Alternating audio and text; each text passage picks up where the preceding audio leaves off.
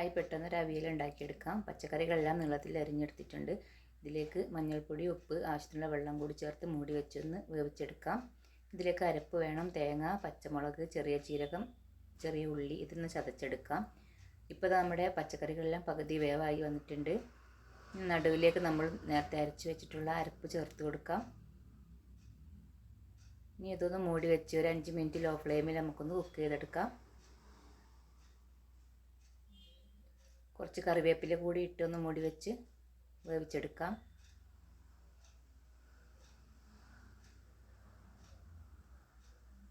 ഇപ്പോൾ ഇത് 5 മിനിറ്റ് ആയിട്ടുണ്ട്. നമുക്ക് ഇളക്കി യോജിപ്പിച്ച് കൊടുക്കാം. ഇതിലേക്ക് ഒരു 1/2 കപ്പ് തൈര് കൂടെ ചേർത്ത് നന്നായിട്ടൊന്ന് ഇളക്കി കൊടുക്കാം.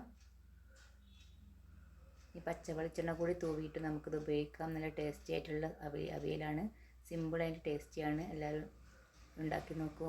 Please like and subscribe my channel. Thank you.